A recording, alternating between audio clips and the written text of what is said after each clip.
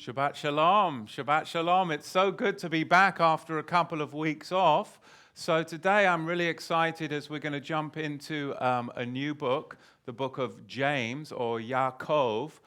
But who of you knows that if you turn to your scriptures, this is the New King Jimmy here, the New King James. I like to bring it with me because it's got a lot of my pencil notes over the years.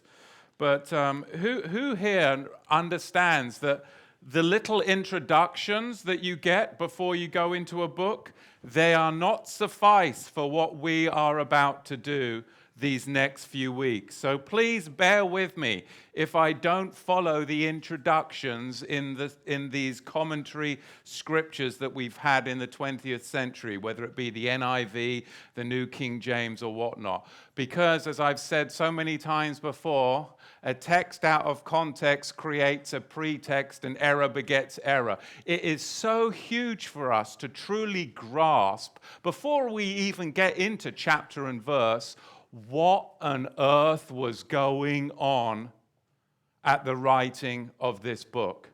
What was going on in the culture? What was going on in the surrounding vicinity? What was going on with the people? Who are the people? Who is the author?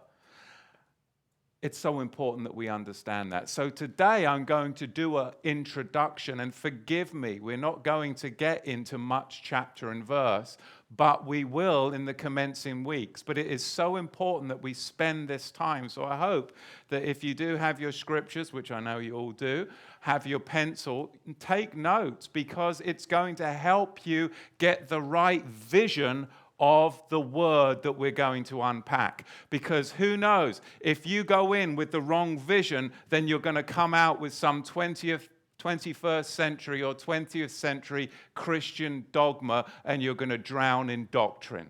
We do not want that, right? Because this is not 21st century religion. That's not going to suffice for us in these days that we're living. You need the power of the Ruach HaKodesh and the unpacking of the Word so that we can face what we need to face in these days ahead. And what I see as I go through these books is the wheel within a wheel within a wheel. I truly see what happened when the saints refused to go in at Kadesh Barnea. And though they changed their mind and they said, we'll go up tomorrow, if you don't do what Yahweh wants you to do when he calls you to do it, timing is everything, then you will be bypassed. You will die a physical death of judgment, which will come in this world, and then it will go on to the next generation and they'll get the blessings. That was the first wheel that then happened with the second wheel just before 70 of the Common Era. And I believe personally, and I've taught this for many years, that we are the third wheel generation that is going to face the same tests, the same judgment, because I do not believe that our culture, our economy, and the religious lies can sustain themselves any longer in this generation, that we are in that third wheel of prophecy. So when we go into the book of Yaakov, the book of James, is it something far back in history that has nothing to do with you and I today? No, it has everything to do with our very lives. So we better be facing it with the right glasses and not just rip a page out of the introduction to James in our New King James or NIV, because that is not going to be sufficient. So all that to say this, let's get into what was going on with this book, because quite honestly, it is powerful. It is super powerful. Yaakov, James, a servant of Elohim, and the master Yahusha HaMoshiach, to the 12 tribes who are in the dispersions, greetings. That tells you a lot right there, doesn't it? So who is the author? Who is the author? Ichabus, or Jacobus.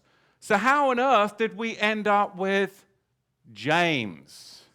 Well, in Hebrew, it would be Yaakov. But of course, those of you who know a little bit about the language, there is no Y in the Greek. Yaakov in the Hebrew, there's no Y in the Greek. So what are you going to do? You're going to change it to Ikabos. Ikabos. So Yaakov became Ikabos in the Greek. But James doesn't come from the Greek. It comes to us from the Latin. So Ikabos in the Greek became Jacobus. Jacobus. And then the Latin language, as it progressed over time, the Jacobos, the B, became an M. Jacomus. Jacomus. So then we ended up with Jacomus, and finally that then changed into the English James. You see how this progression of language. So I'm going to go with Yaakov, if that's okay with you. I prefer that. So Yaakov, the half-brother of Yahusha.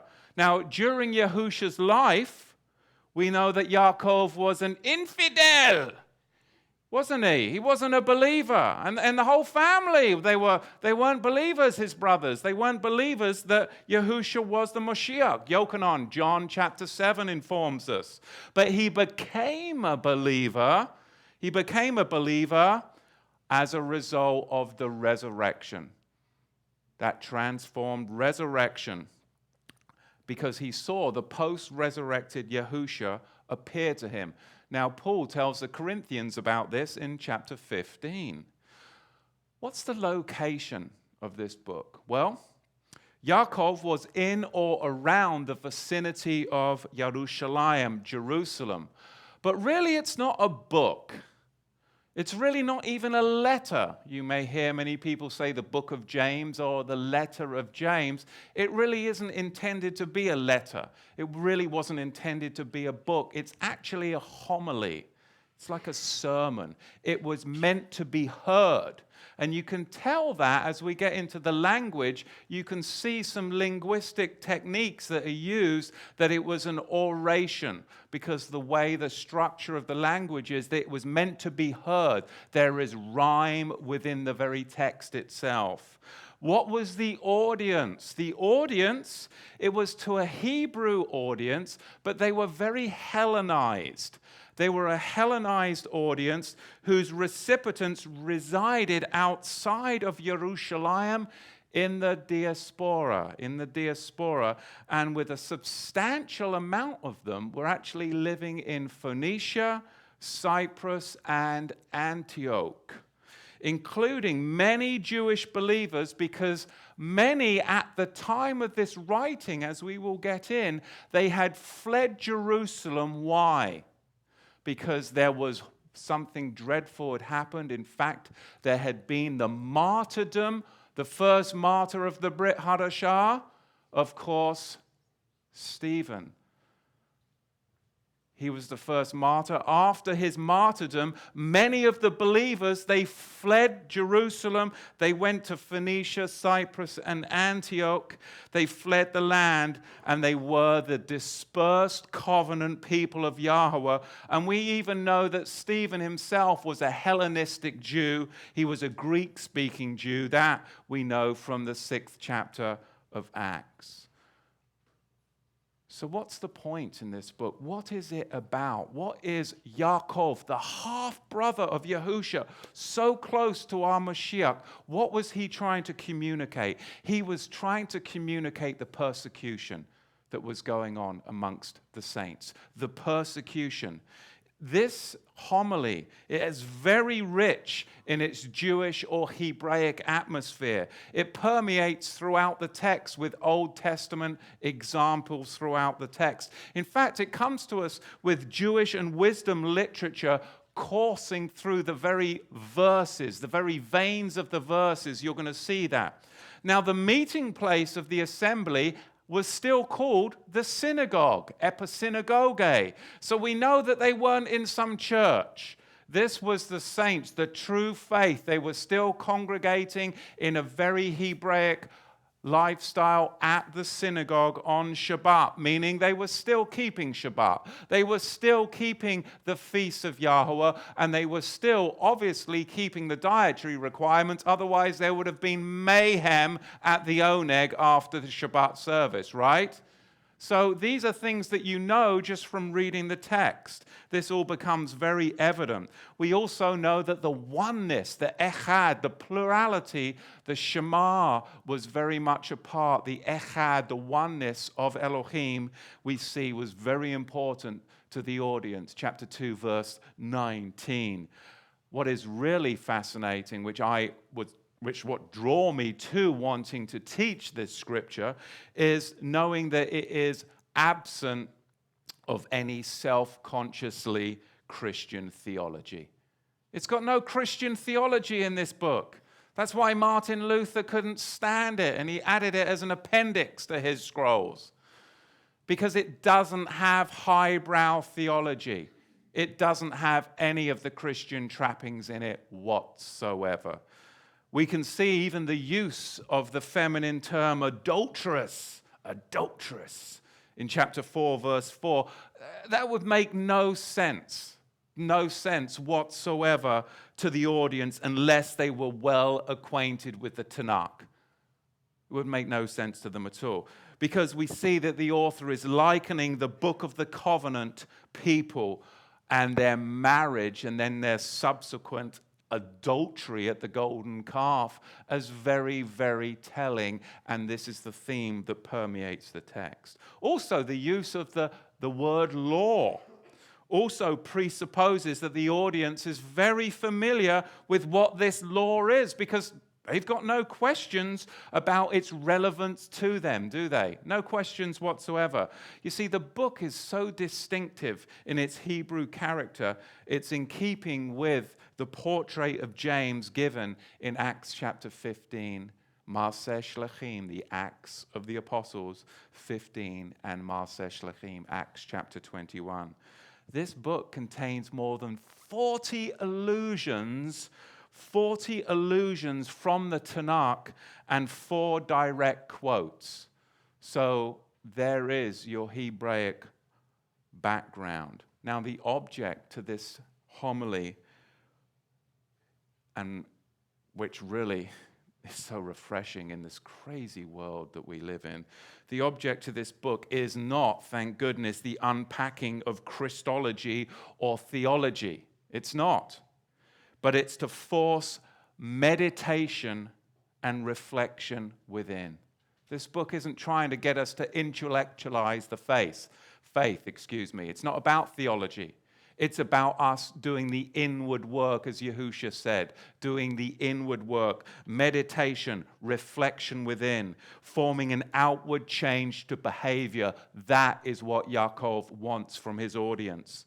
To strengthen the faith of the believers in the midst of persecution. That's what I want. That's what you want, isn't it? When tough times head our way, I don't need the right theology. I need the strengthening of my faith that I can stand. Right? And that's what I need.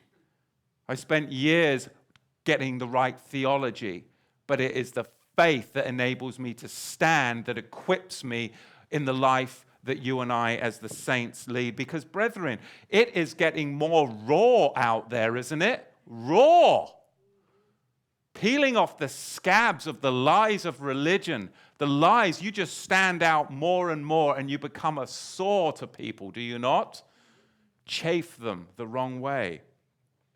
So we can see that this homily was to strengthen the faith of the believers in the midst of persecution, because they were being persecuted by the wealthy Jewish elite class who were guilty of defrauding and oppressing them. Listen, this book was written because why? People were being oppressed by the wealthy Jewish elite class. They were defrauding them and they were oppressing them. Do you see the third wheel that we're in? It is the super rich. I'm not talking the rich, but the multi-billionaires, the political campaigns. These people like Al Gore that try and get you and I so that we have to drive around in a Prius while they're flying around in their jets, trying to what? Oppress us by defrauding us, whether it's through Obamacare and what they're doing with the Federal Reserve. It is now, we're in the same predicament. It's this wealthy New World Order elite class of globalism that is trying to defraud the saints. We've never experienced it like anything else in the history of mankind. The deception that we live in today. I went to my lawyer this week, and she said to me, the law isn't about justice, the law is about the law. Because I had righteous indignation. I said, I want justice. I want to shine the light in the darkness. And she's like, well, Matthew, you can do that if you want. But understand, the law is not about justice. What do you mean the law is not about justice? Because it's a man-made law of wickedness. The Torah of Yahweh is right, Tzadik, and perfect. But the laws of men, they're about the laws of men, right? The Torah of the Nephilim. Thank you. That's exactly, what's that? The wicked devices of men.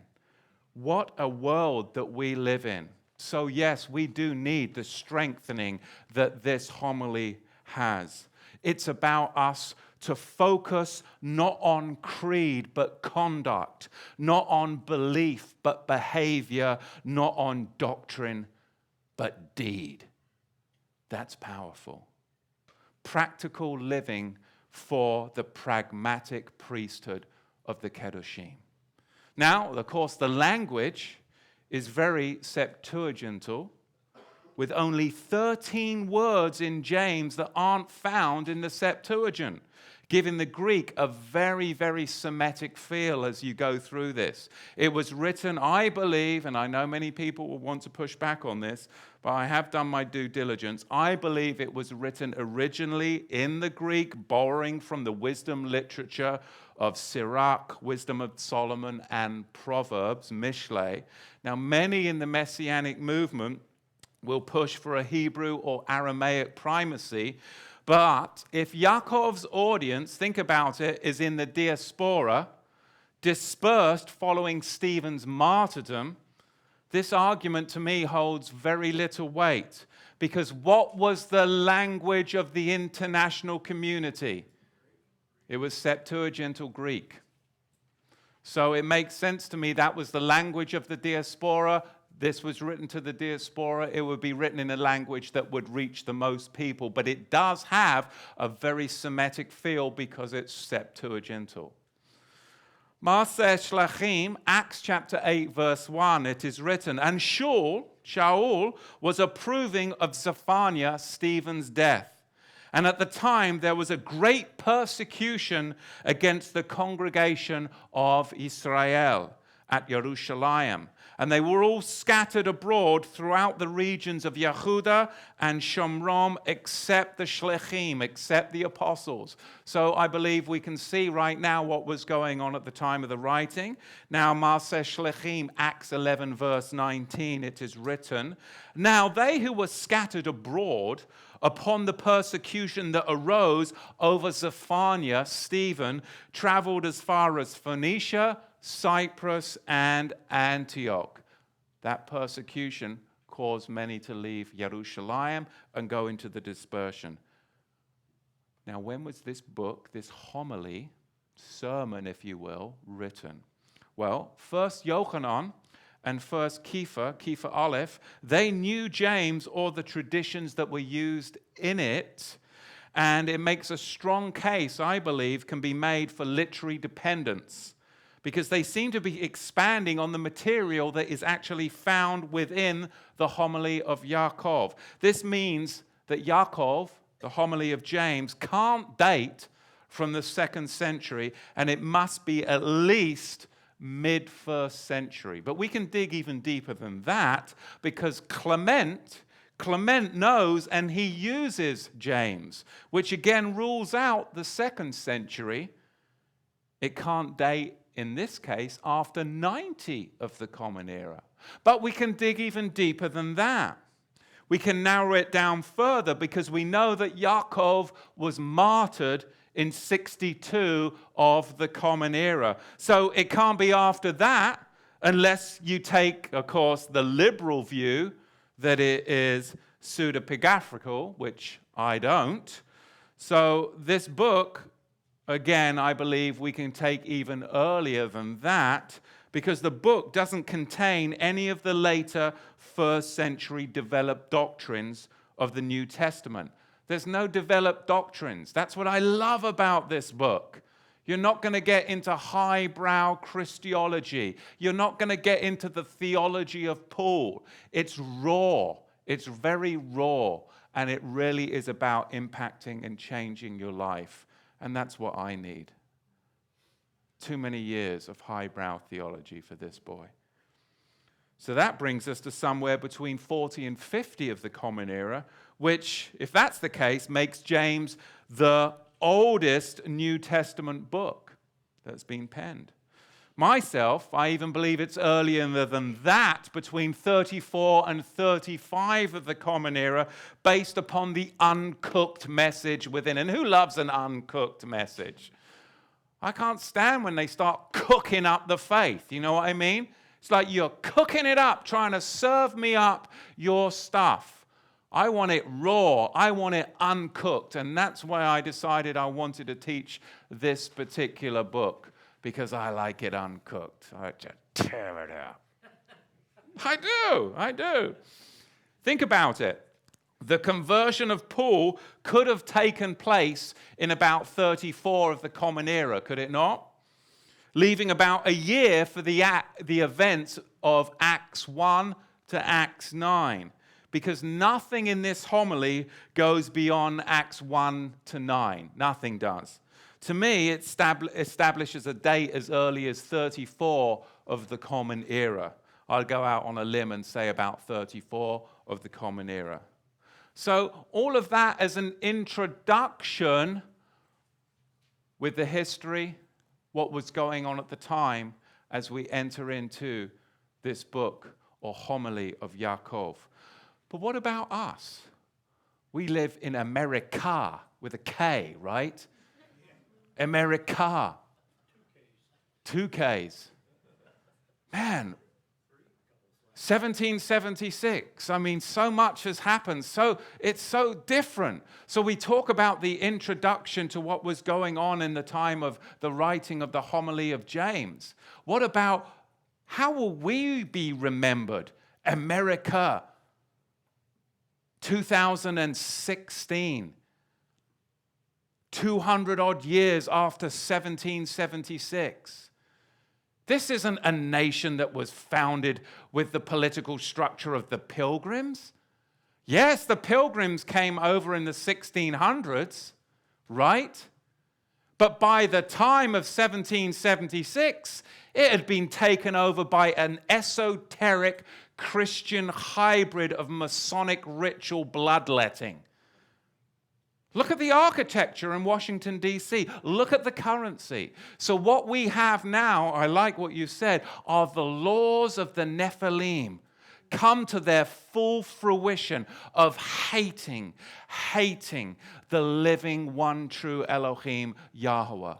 Even the Christian church has become so corrupt that Caitlyn Jenner, or whatever the hell that person's name is, whoever he is, can be in a prayer circle in a Christian church, and this is acceptable. This is outrageous. We live in a world where the boundaries are being blended, where there is no distinction, but we serve an Elohim of distinctions. That is what makes us so different. We serve an Elohim of distinctions. This is kadosh, this is profane. Tamei, tahor, clean and unclean. Righteousness, unrighteousness. This is a set-apart day, this is a common day. This is food, this is not food.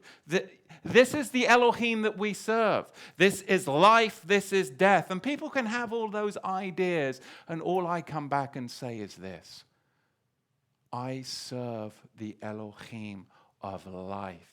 Is what you are doing producing life or death? That's what it comes down to. Does it produce anything, or is it producing death? And we have come to a time now where we will see, I believe, the rise and fall of an empire. Just as the audience that Yaakov spoke to. And I say this in all seriousness, with fear and trembling.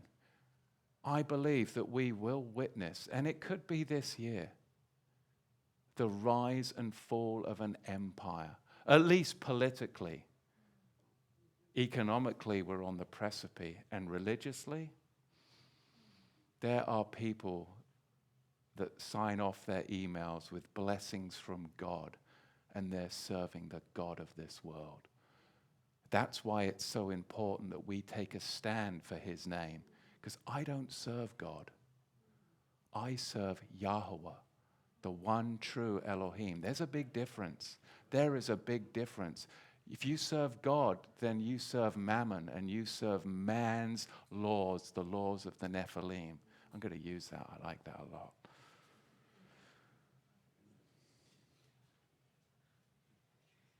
Let's talk about the downplaying of James in Christian tradition. Because isn't it interesting when you're in the church, they're always downplaying James and elevating Paul. It's all about Paul. Oh, yeah, well, not about James. Why? Because he was a zealot. Zealots has shown the back door very quickly, as most of you have found out, myself included. Zealots, those that are radical and stand up for all people of all walks of life, no matter what your social economic status are usually shown the back door, especially when you get radical about the true scriptural text. Well, show me the next verse. Well, the language doesn't say that. No, let's go and cross-reference this with another chapter and another verse. What? You can't do that. Believe in the doctrine and dogma and shit down and shut up. Right? No. It's not. It's not. So the downplaying of James, I think, is very important for us to understand as we get into this narrative, not only where doctrine is concerned, but also it becomes clear that James is actually the head, or in the Greek, the Episcopate of the Jerusalem assembly. Well, hang on a minute.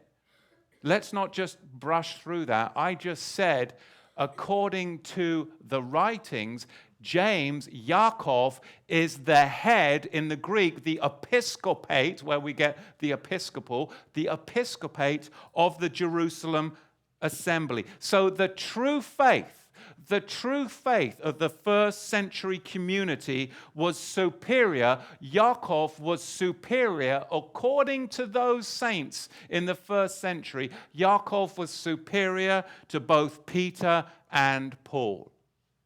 That's huge, because you've got a whole religion, the Catholics, that will what? Elevate Peter. In fact, they'll bring Jupiter into the bloody Vatican and have you all come and shine his shoes and kiss his feet. It's a statue of Jupiter that they tell you is Peter.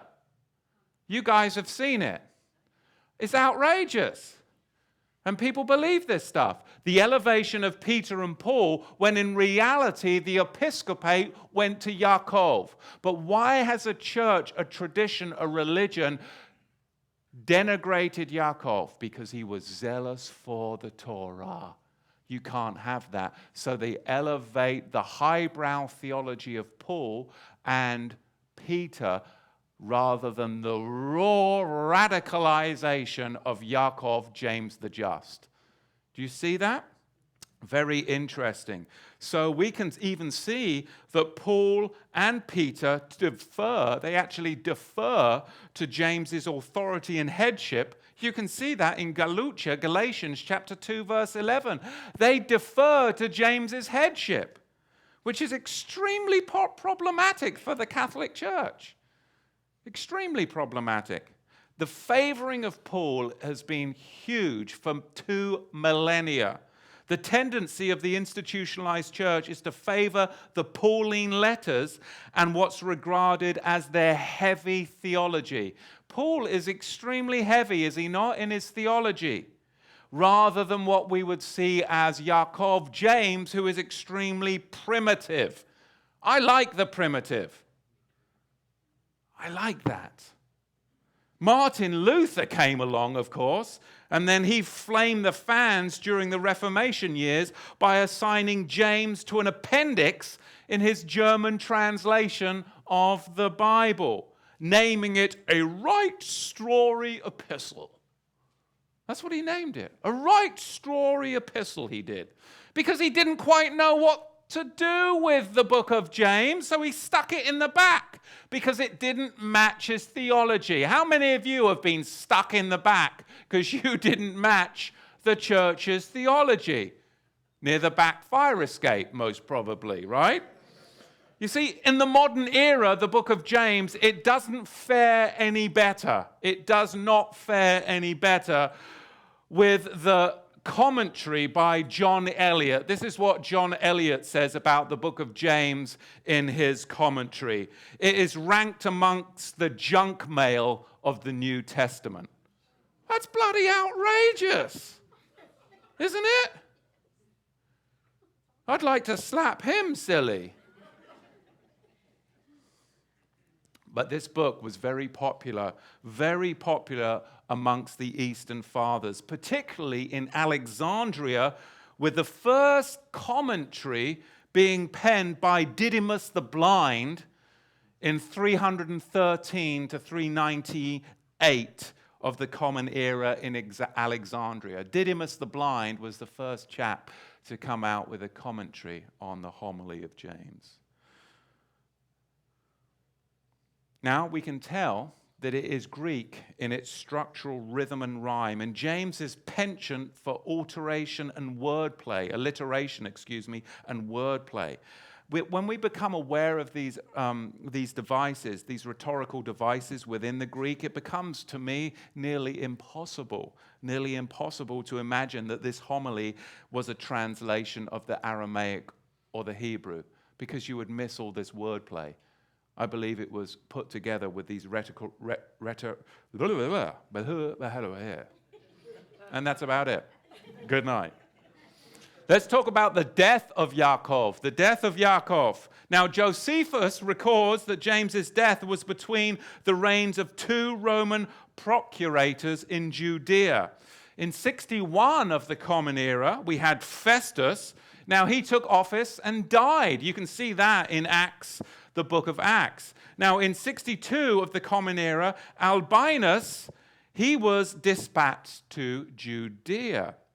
But there's this gap, you see. In the gap between the two procurators, the high priest Ananias, son of Annas, and that's the same Annas who was involved in the trial with Yahusha, he was unleashed and he had no Roman controls on him because he was in the gap between the two procurators. Very dangerous to have a corrupt high priest with no one manning him at the controls, right? And that's what we find at this time. He then accused Yaakov of violating the law. Yaakov, of course, taught the Book of the Covenant division upholding the Melchizedek. He ordered him to be stoned. Josephus then goes on to attribute the destruction of the temple and Jerusalem to the stoning and death of Yaakov. The martyrdom of Yaakov is connected to the destruction of the temple, according to Josephus. Now, Hegesippus, these are some great names for your babies. Hegesippus, Eusebius. What's up with this? We've got a Yaakov, a Yochanan, a Yosef, but I don't see any Hegesippus in the house. Hegesippus in the house. That's some, come on. You go to Starbucks and they say, what's your name? I have the double large. Yeah, it's for Hegesippus. Yeah, shout that one out in righteousness and holiness on that bloody idol on the cup. I don't even go there anymore, right? We had to put a sticker over it, didn't we? Because the kids, some girl, our babysitter came in with that. Never met us before, First time walks into our house and the kids just, boom, they're right. You've got an idol on your cup. Oh, right. Yeah, we're homeschooling family. I mean, my goodness, crazy. You got an idol in your cup. She's like, whoa, okay, I'll see you later. You didn't touch the mezuzah when you came in. The what? The bazooka. No, the mezuzah. I mean, crazy. This is what people think. We're radical. We're normal. We're normal. Honest. Hegosippus in the house and Eusebius, they give us way more detail. And states, he give me a couple of weeks off and you better watch out. Hegesippus and Eusebius, they do give us a lot more detail on how James's arrest. Ananias, that's a, yes, Ananias. Huh? Hananiah.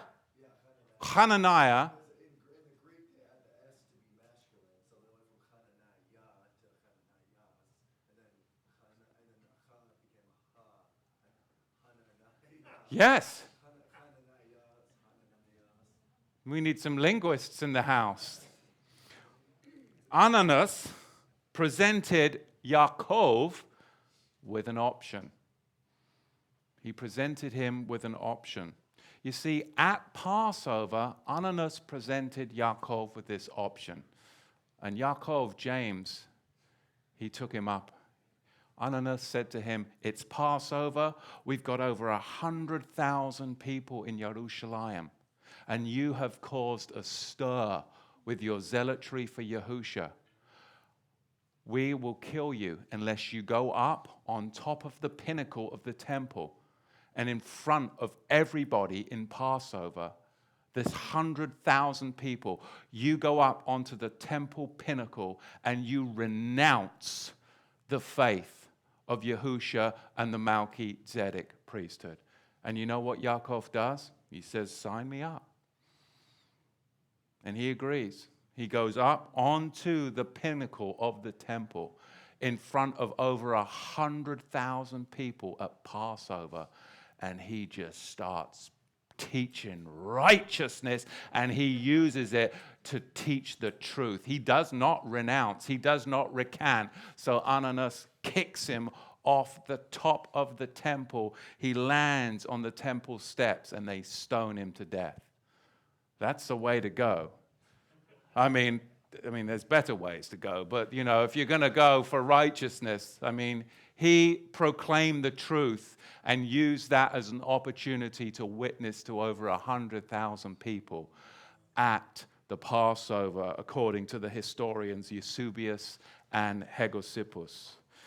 But there was also at that time a wall. A wall had been built by the followers of Yaakov, the Melchizedek saints. The Melchizedek priests, they had built a wall to block the Herodian king, Herod Agrippa II. He was between 49 and 93 of the Common Era. They had built this wall. It was called the Temple Wall Affair. They built this wall to prevent Herod Agrippa from viewing the temple sacrifices. Because what he would do is he would recline upon his balcony with effeminates and whores and get drunk and view the temple sacrifices, that the Zadokites, the Melchizedeks, were so abhorred and outraged at this, they built this wall, and it was called the Temple Wall Affair. And this is what led directly to the death of Yaakov, according to Hegesippus and Eusebius. And do you think that it's going to be any different in our generation? What does it say in Gileana in Revelation? That the two witnesses, that they will be, that these political pundits, they'll be reclining, watching it on TV with their effeminates, their debauchery. It's entertainment to them. It's despicable. There's nothing new under the sun. They want to make you and I what? A gazing stock, it says in the book of Hebrews. A gazing stock. That's the society that we live in. They just would want to look at it on our iPhones, No different. It takes the righteous putting up a wall, putting up a defense and saying, no, you don't get to look in and see what we're doing. Because we have a separate Kadosh holy community. You will not infiltrate within our walls. So, let me read to you about the life of James from Hegesippus. It's extremely interesting because James's, Yaakov's piety was well known. He was referred to, as many of you know, as camel knees. I said camel knees, not camel jockey. He was camel knees. He was referred to camel knees because why? Because he would raise himself up on his knees and lower himself on his knees just as a camel does. A camel raises itself on its knees and lowers itself on its knees before it gets down and before it gets up. Hegesippus wrote this. He drank neither wine nor fermented liquors and abstained from animal food. A razor never came upon his head.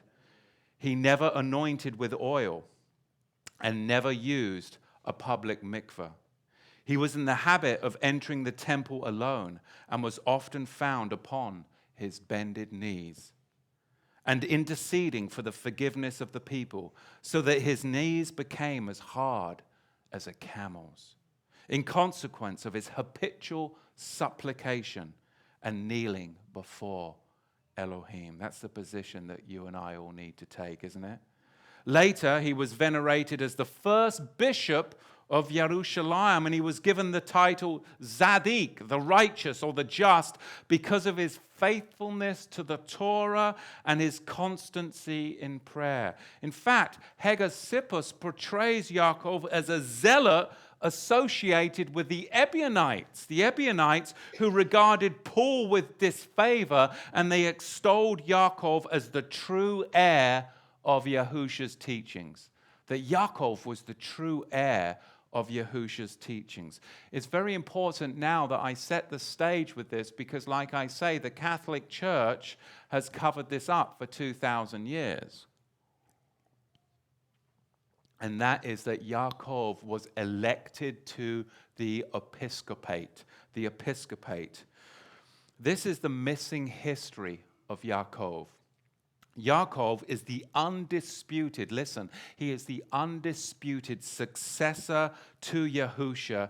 He is the bishop of bishops, or the archbishop, or the archapostolus, the pillar of the community of the saints. What he says is very important to us because it is the closest that you're going to get to the words of Yahusha, the thoughts of Yahusha, and the lifestyle of Yahusha, without any highbrow Christology or theology.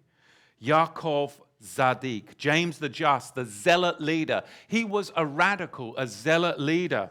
I have no doubt that Yahusha himself was the Zealot king, and his half-brother Yaakov was appointed the Zealot commander after Yahusha's appearance post-resurrection. There's strong parallels indeed between the community led by Yaakov and the one reflected in the Dead Sea Scrolls that many of you may have read. Yaakov was embraced as the teacher of righteousness, the Moreh Tzadik in the Hebrew, the Moreh Tzadik, attested to in the Dead Sea Scrolls, post-resurrection generation. That was Yaakov, the Moreh Tzadik, the teacher of righteousness. Now, the election of Yaakov as leader of the early assembly, that is what is missing from Scripture as we have it. You see, this is the real event. Listen, this is the real event behind the election of the 12th apostle. This is the real event behind the election of the 12th apostle. Everybody focus on the election of Matthias, right? After Judas betrayed, everyone looks at Matthias, but the real event behind that is the election of Yaakov to the episcopate or bishop, the successor. That's where it comes from. But people miss that. They miss that. You see, Matthias, yes, he did come by election to succeed Judas, or Judas the assassin In the Hebrew, it will be Yehuda Sikari, or Judas Iscariot. It means he was Judas the assassin. He was a zealot assassin that had the sikar, the small dagger within his cloak, and he would go and the sikar, the assassins, they would then go and kill those of the New World Order. I'm not advocating that, but that is what they would do. The Herodians and the Romans. That is the reality. That is history. That is what the Sicarii, or the assassins, Judas the assassin, would have done in that time. Now, Yaakov, not Paul, not Peter, was the successor to Yahusha, is what I'm trying to emphasize. And to me, it's always been about the hijacking of the priesthood, hasn't it? So the priesthood is hijacked by the Catholic Church. We've got the Pope as the vicar of Christ. We've got Peter, which is Jupiter, really in the Vatican, and you're shining his shoes and kissing his feet, and you're really kissing Jupiter or Zeus, the pagan sun. I mean, this is outrageous. It goes back to the hijacking of the priesthood. And we're having to deal with it again in our modern era, aren't we? With all these Levitical hierarchy, Torah twisting interpretations, and it's all going to end up with the New World Order up in Jerusalem at their man-made temple with the Zionist, Bolshevik, Illuminati. I mean, this is the same thing, hijacking of the priesthood. But we need to look and see that Yaakov's position was as successor to Yahusha, and it appears in numerous accounts of early church literature before that infamous Council of Nicaea, where everything went terribly wrong. Of course, Clement of Alexandria, Hegesippus, as conserved in Eusebius, the Pseudo-Clementines, and the Gospel of Thomas all testify to Yaakov's ascension as the Tzadik, not Peter, not Paul, and certainly not the Pope. Yahusha is asked by his Talmudim in the Gospel of Thomas this: "After you have gone, who will be great over us?" Yahusha answers, "In the place where you are to go, go to James the Just, for whose sakes heaven and earth have come into existence." That's from the Gospel of Thomas 12. Now, in Eusebius' Ecclesiastical History, it says thus: "James, who was surnamed the Just by the forefathers on account of his superlative virtue, was the first to have been elected to the office of Bishop of the Jerusalem Church." Now, hippotyposis, not hippopotamus, but hippotyposis says this: "Peter, James, and John, after the ascension of the Savior, did not contend for the glory, even though they had previously been honored by the Savior, but elected James the Just as Bishop of Jerusalem." And then Clement adds that the election was by the principal three: Peter, James the disciple, and John. They're the ones that elected Yaakov. Now the central triad has been changed. It's no longer Peter, James, and John of Yahusha's transfiguration, right? But rather James the Just. Remember at Yahusha's transfiguration, they were squabbling over, well, who's going to be the greatest, right? See, now that central triad has been changed to the pillar of Yaakov the Just. They took the master's words to heart, did they not? Remember what the master told the triad in Luke chapter 9, verse 46? Well, they must have taken his words to heart, don't you think? Now, Eusebius, he acknowledges the two Jameses. Now, there were two Jameses, he says. One called the righteous, who was cast down from the pinnacle of the temple and beaten to death with a laundryman's club, and the other who was beheaded. Phineas reigns on the parade of those who would say that the Melchizedek priesthood is limited to heaven and not open to you on earth. There's people that say that today. Oh, the Melchizedek priesthood, that's not for today. That's limited to heaven. It's not for you on earth. How many of you have heard that nonsense from wrestling and twisting the scriptures to their own destruction? They would come out with a comment like that. But Phineas reigns on their parade with this: the first to whom the Lord entrusted his throne upon the earth. The mantle or throne of the Melchizedek priesthood is entrusted on earth. That is what history and scripture testify to. But people don't want you to have that. They don't want you to. They want you to be subservient to the Levitical hierarchy so that they can do what? Lead you up to the Temple Mount destruction. The very thing that the Apostle Paul says is coming in these last days. Yaakov was in the kingly line. He was seated in Jerusalem, the head of the 70, the Jerusalem assembly. This presents something of a problem to the institutionalized church because they've buried this for millennia. The direct appointment of James, not Peter, as the successor to his half-brother Yahusha. And what's more, it's upheld by everything we know of the groups that were expelled from Orthodox Christianity. And you and I, we're expelled from Orthodox Christianity with our beliefs, aren't we? So this shows you that you are on the right, narrow path. You see, I just want to expose the errors of this Pauline Christianity that so many of us had thrust upon us for years. I really do. Because I want the light of the Jameson belief to be known. Because it's about the fight for the ascendancy to the presidency, priesthood, and political Jerusalem in our day. That's what it was like in James's day. Who was fighting for the ascendancy of the presidency, the priesthood, and the political structure of Jerusalem of the day? Well, Yaakov, James the Just, he was the righteous one, but the Herodians, the Pharisees, the Sadducees, they were all trying to fight for that, but truly the one that was appointed was anointed. And so many of you, you need to just walk in your appointed anointing.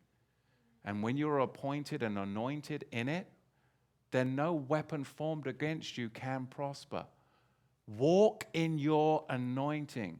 I was speaking to Brother John before I came up today, and I said, many people come to me and say, brother, I don't know how you do it week in and week out. I couldn't do it unless I was called. But because I'm called, I can do it. But I can't do what Brother John does because that's not my calling. I don't know how he does what he does, and others of you do what you do in the worship because that's your calling. If you walk in your calling, you will be empowered and energized. But if you try to do something that's not in your calling, you will be demoralized, de-energized, and defeated. So if you're doing something and you feel like, oh, it's a burden, it's not your calling. Don't do it. You're trying to do something. But if it's your calling, you can't help but do it. You will be energized and radicalized when you do it, that you can't help but do it. It's your passion. It's everything. That's a calling. That's an anointing. And that is an appointing. Not Jupiter, but Yaakov, James the Just. It's amazing. I said this when we were finishing up Hebrews, and it's sobering and true.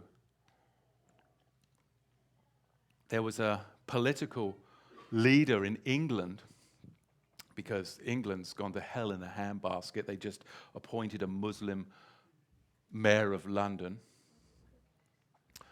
And the Labour, one of the head, I think it was the head of the Labour Party, he quoted an historical fact. Doesn't matter whether I always use this analogy, I don't give a rip if you don't believe in gravity. I don't care. You go up onto the corner of this roof. Yeah, it doesn't matter that you don't believe in it. You step off the corner of this roof, you're going to hit the deck because it's a reality. I don't care if you don't believe in historical truth. The reality is, it happened. Get used to it. Or do you believe in sacred history? So the head of the Labour Party, he said an historical truth. That Hitler was actually supportive of emigration to Palestine, and he was supportive of the Zionistic movement. That's historical truth. It's documented. You might not like it because it doesn't match with your sacred history, but the Labour Party head actually quoted this. He said this publicly, silly boy. Well, he just got slammed, especially now with a Muslim mayor in London, and it's caused mayhem in England. That you can't quote real history for the sake of offending people, and when you do, people will call you nasty names to try and shut you up because their sacred history is offended. This is the world. You now get tried not by truth and justice, George Orwell 1984, you get tried on the courts of public opinion. And it causes people to bow down, cow down, and shut up because they're afraid. Because you're afraid of being a social outcast because you believe historical truth, because you actually do your due diligence. You study the scripture. You go back into history and you speak truth. And then you are tried in the courts of public opinion because the public is uneducated and ill-equipped for the truth. And the truth is such an insult to a wicked, depraved, and warped culture that what you're saying, they can't even grasp because they have been spoon-fed lies from birth. Santa is coming down the chimney tonight. Hang on a minute. You are lying to your children and teaching your children that you lie to them, and now you're questioning why you have problems. Gee, and then when my kid is in the church group and says, that's a bunch of hooey, that you try and stifle them? This is what happens, is it not? Is it not? Outrageous. Speak out, speak truth. Sacred history wants us to believe the lies. And in this case, sacred history wants us to believe that the Romans burnt down and destroyed the temple in 70 of the Common Era. How many of you have been taught that sacred history? It was the Romans that came in. It was Titus. He came in and he burnt down the temple. Who's been teaching you that? The Jews, which aren't the Jews, we won't get into that, and the Christian church that has been corrupted and hijacked since the 3rd century. That's who's been teaching you that, and it's sacred history. It's a lie. No, Titus did not come in and burn down the temple of Jerusalem. These Levitical pimps, and I know I offend some of you when I say that, too bad. When they came in, they perpetrate this rubbish. How many of you have heard this still by teachers today in the Messianic movement? Oh yes, it was Titus that came in and destroyed and burnt down the temple. Regurgitating soup from your kindergarten school. No, it wasn't. That's sacred history. Don't believe what they're telling you. Dig a little deeper. Read the historians of the 1st and 2nd and 3rd century, and you might find out something that is going to actually really open up your eyes and see that we're dealing with the same reality today. And if you don't open up your eyes to it, then you'll fall in with the masses and you will actually be deceived in this day and age. Because sacred history is not historical truth. Titus did not come into Jerusalem and burn down the temple in 70 of the Common Era. Because Josephus, who was there, actually informs us. Are you ready? Oh, now, you might not like me after this. Historical truth is this, and it's going to happen, and you can see it happening in 2016. Historical truth is this. It was a false flag inside job of the Levites. What do you mean? I mean, we live in a generation when we've had Waco, we've had the Oklahoma bombing, 9/11, Sandy Hook, and the list goes on of false flags upon false flags. These are all what? Last-ditch attempts of arrested development as the New World Order encircles our culture, our currency, and now even our homeschooling curriculum. The Levites burnt down the temple as a false flag because they were so afraid of the Zadokites, the Melchizedeks, those radical followers of James the Just, getting hold of the temple priesthood, that they destroyed it and set fire to the temple, jumping in the flames themselves, rather than the Melchizedek priesthood getting hold of the ascendancy and the rule of Jerusalem. That is historical truth, not sacred history. And today, we live in a culture where the Levitical hierarchy would try and burn down the truth rather than you and I walking in the Melchizedek priesthood. They would rather burn it down, risk people denying Yahusha as the Messiah, converting to Judaism, and being a part of this global cabal and getting involved with the Illuminati and all of the Bolshevik Levitical nonsense at this last Temple Mount that they're building in Jerusalem. They'd rather burn it all down. We have a president, a lame duck president in his last year, who'd rather burn it all down than true biblical leaders rise up and take this country back for righteousness, right? They would rather burn it all down in a false flag operation and blame it on believers than let you and I and the saints really raise up in righteousness.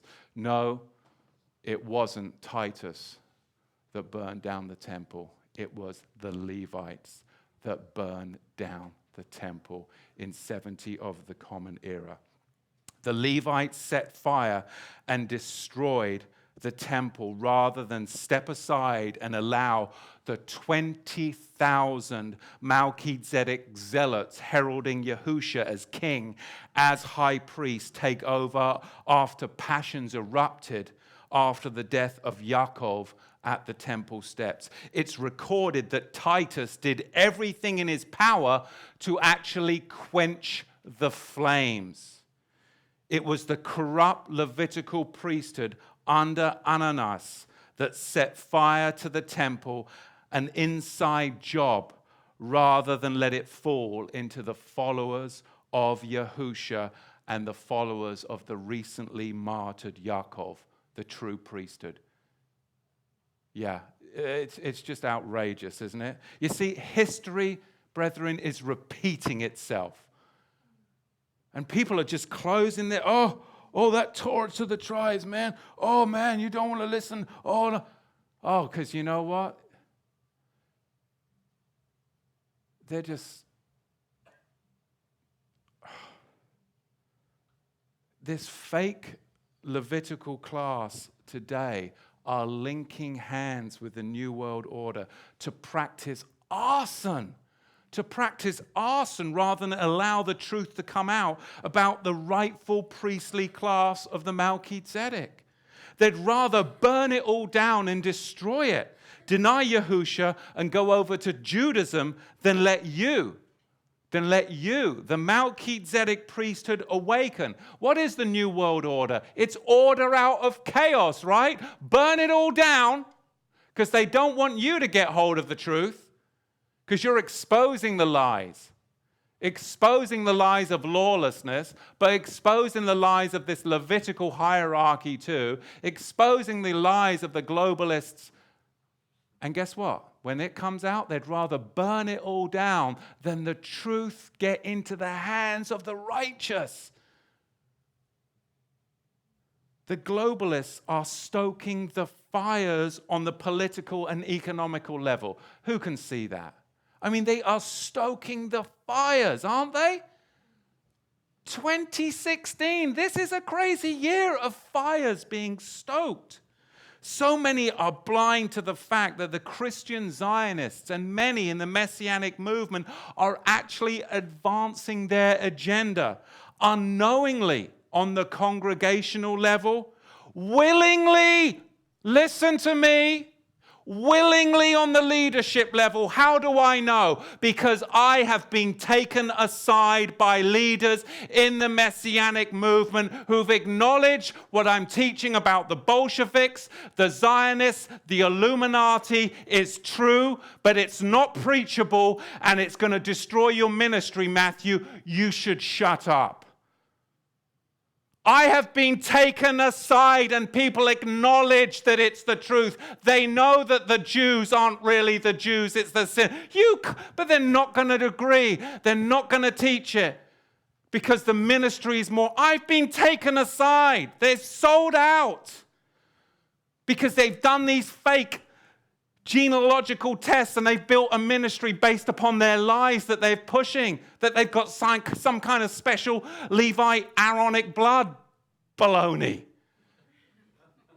The only blood I want to hear about is the blood of Yahusha HaMashiach. Otherwise, get away from me. Your blood is not important to me. I don't care if you're male, female, Gentile, slave, or free. We're all one in Yahusha HaMashiach. And when you try and take me aside and say, oh, yes, I know what you're saying is true, but you might want to take that down off your website because your ministry won't grow if you teach it. I don't care. I got offered hell in a hand when I was at Calvary Chapel and I declined it. And you can offer me hell in a hand today and I'll decline it again. Because I know, because Satan offered it to Yahusha, right? You just answer them with a word and then you leave. You don't get into a debate. That's all I do. And I answered with Matthew 5:17. No, I won't take a church out in states and funded by the church.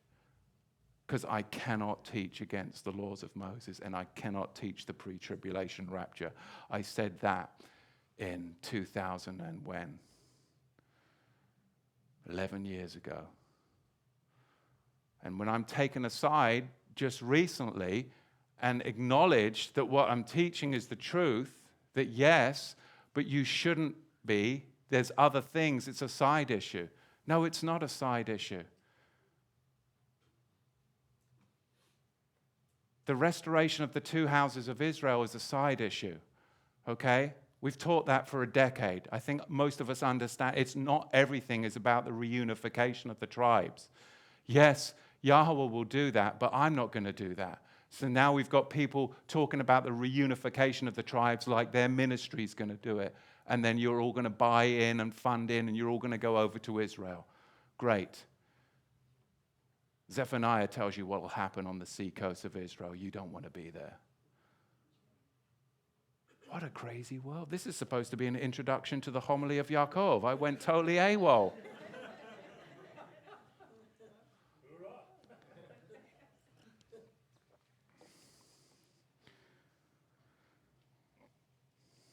The fall of the temple was directly connected to the killing of Yaakov Tzadik. Josephus writes this. This is from War 2, 425-9. The Jews were even burning down their own temple and then jumping into the flames. It was an inside job. The last things the Levitical sellouts the hierarchy wanted was the followers of James the Just to grasp hold of the priesthood and teach this message.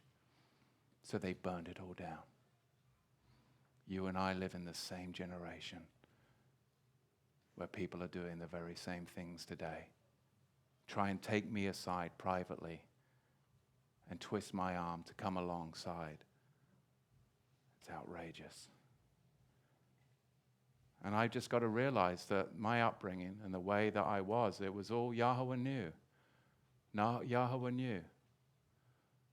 Because I can't believe that people get behind the pulpit and they capitulate to this stuff. They got no character, or they just like go along with, they're just, I don't know what it is, no backbone. Scared of being, I don't know what it is, but to me it just gets me fired up when people try and twist my arm and do all that, you know? I don't get it. I'm glad I don't get it at all. Yahusha is the temple, we know that, and there is strong parallels with the death of Yahusha and the destruction of the temple.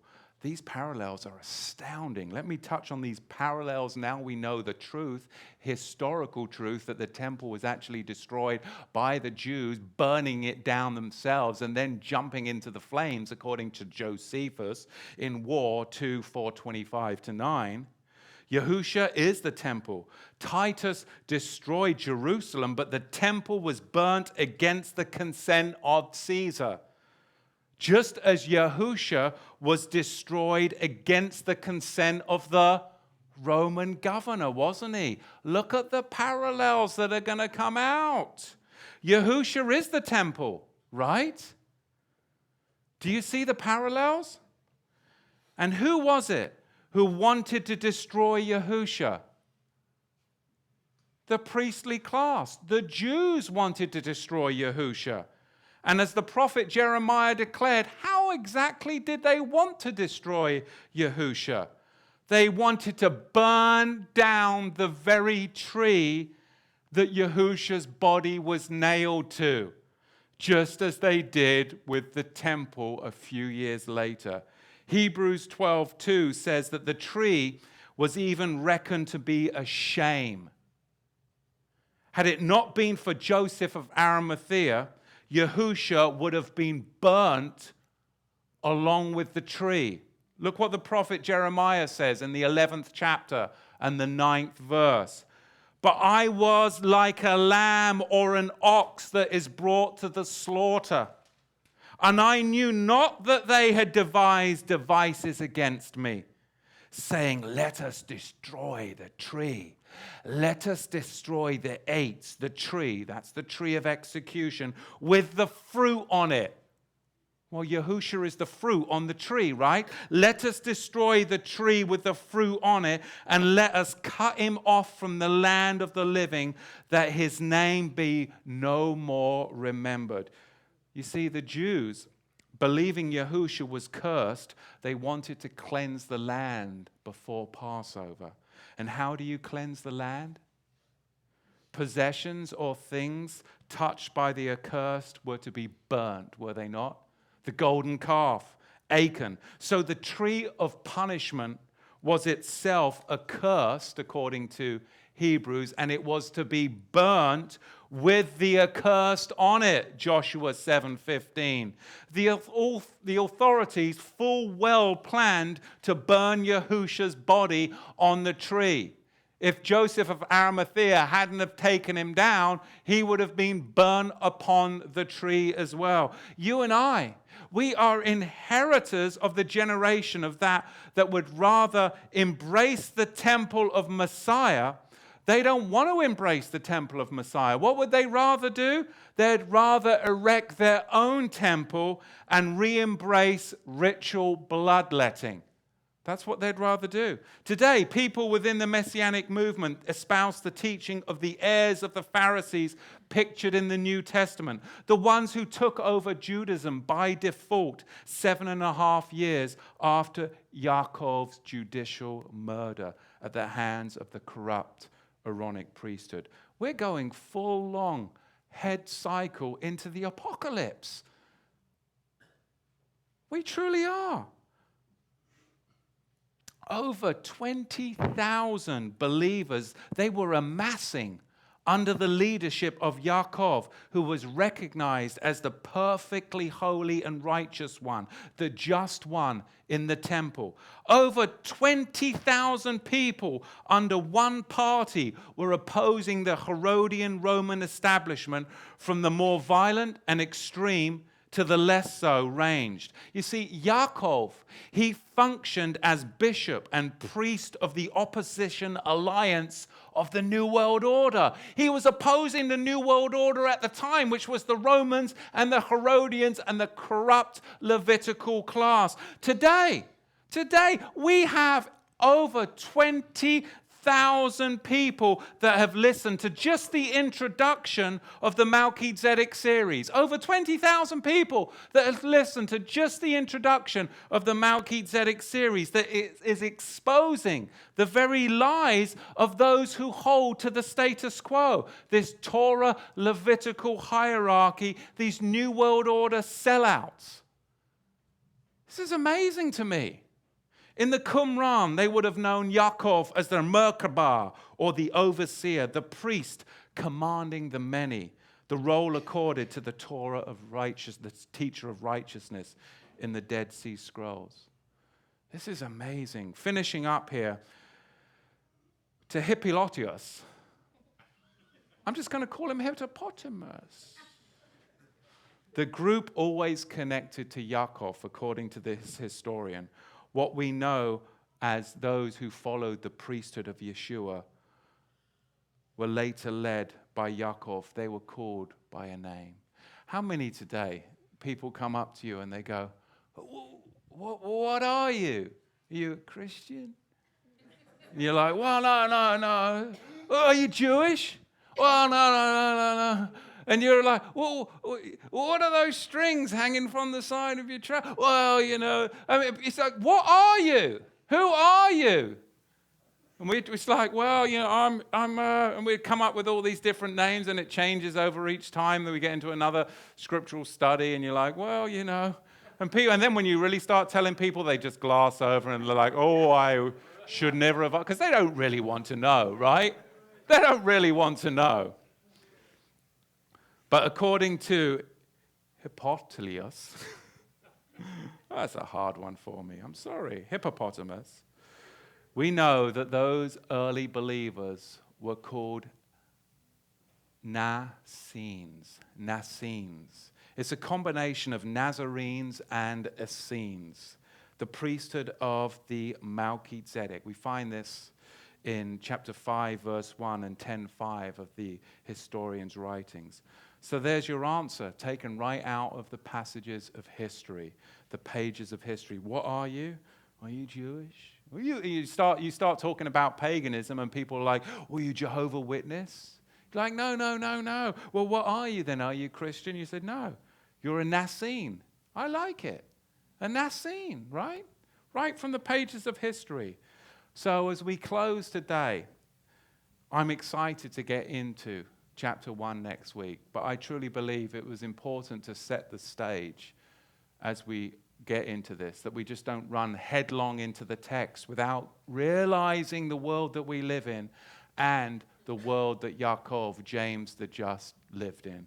Because in reality, there was a higher and lower clergy at that time. The Jerusalem priesthood consisted of a sacerdotal aristocracy where the priests were divided into a higher and lower clergy. The lower clergy, they had been antagonized by the upper clergy.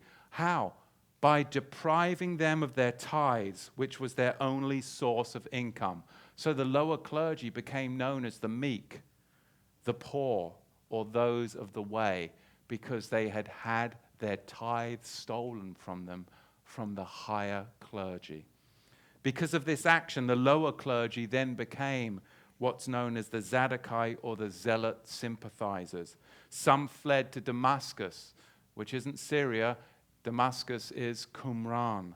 And they joined forces with the Zadokite Zealots, and they joined the Jerusalem assembly. Acts chapter 6, verse 7 tells us that.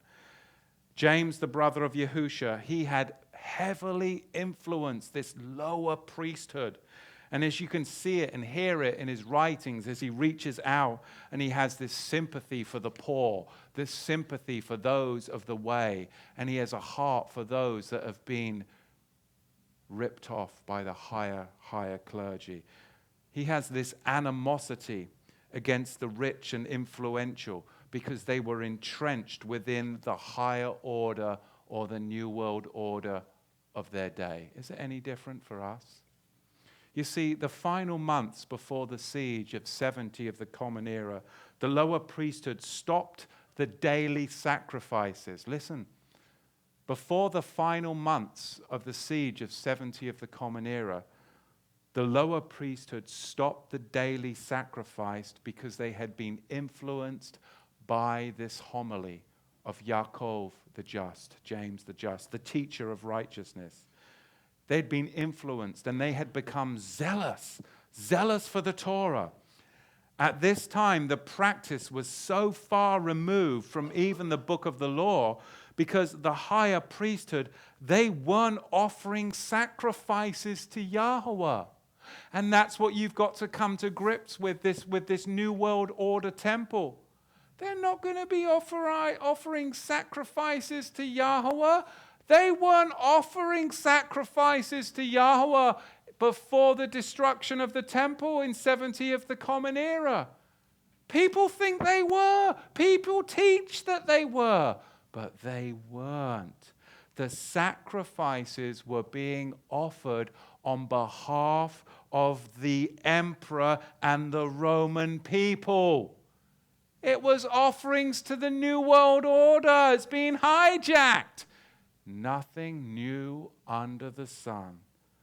This is what we are to expect and anticipate in this generation.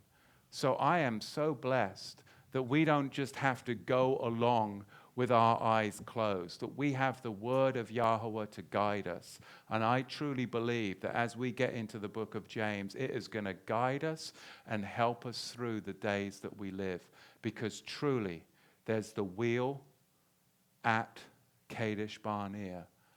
Within the wheel that was before 70 of the Common Era, and we are spinning in that third wheel that I believe is 2016, 2017, where we are going to see a huge shift in the world that we live in. And we need to be prepared. And the only way we can be prepared isn't with fanciful words, but is with the word of Yahweh being alive and spoken to this generation. Amen? Questions, comments, any? Yes.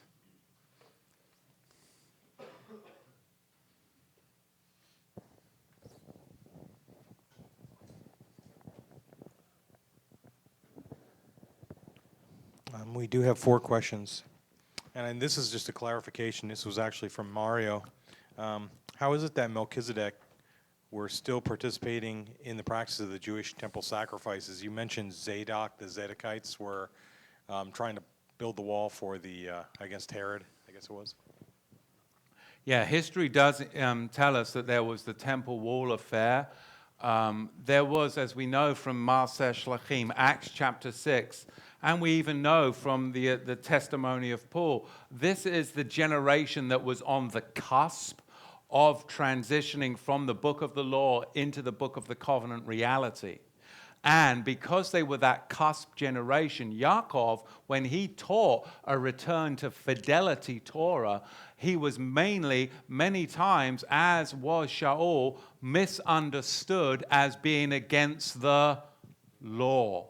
So we've got to understand that there's this cusp period. How that all plays out, we'll see as we get later on into the book. But what we do understand from history is that temple wall affair was basically righteous indignation against the Herodian and Herod Time period. Yes. Okay. What is the reference for the truth of the temple being an inside job? Because that was very huge. Oh, it's huge, isn't it? That is huge. From Josephus' War, and I think I quoted it a couple of times for you. Let me give it to you again. Yeah, that's from Josephus' War to 425 through verse 9. 425, 2.425 through 9. And I'll quote it again to you. Josephus writes, the Jews were even burning down their own temple and then jumping into the flames. The last question, there's one here, but I'm not going to ask that one. How are the Melchizedek priests going to be in charge in the land? So there's a misconception here. The first part of that is, I know today that we see the rabbinics in charge. Where are the Levites? And the second part of that is, how are the Melchizedek priests going to be in charge of the land? And that's just a question in general. Yeah, I think that, you're talking about prophecy and eschatology at that point. I believe if you look in Zephaniah, you look in Zechariah, you're going to see, and then as we spoke in the past weeks, we look in the book of Yahusha, we also see how Ephraim, the tribe of Ephraim, the sons of Joseph, they left Egypt early, they left the world early, and they were slaughtered by the way. I believe we're going to see these Zionists, these Messianic Zionists who think that the state of Israel is biblical Israel. They're going to leave this nation early, go over to Israel, and actually end up in the destruction, which will be from Ashkelon all the way up the west coast of Israel, and they'll be destroyed. 2/3 will be destroyed, and 1/3 left in the land. There'll be the cleansing of the land, and then there'll be border expansion, and then the Melchizedeks come back, the sons of Joseph, who have the rightful deed to the land, because, of course, we know that Yaakov put Israel on Ephraim and Manasseh, the sons of Joseph. Judah never had the right to the name Israel. So, we've done many teachings of that. Of course, that's why people hate us, and that's okay. Amen. Hallelujah. I tell you, who would have thunk it? Praise Yahweh, though, for the Ruach HaKodesh inside of us all, that we fear not, we go strong, and we keep on walking that narrow road with lawlessness on the right and rabbinical Torah on the left. We do. Covenant fidelity Torah, the Melchizedek sons of Yahweh. Amen. Be blessed. Shalom.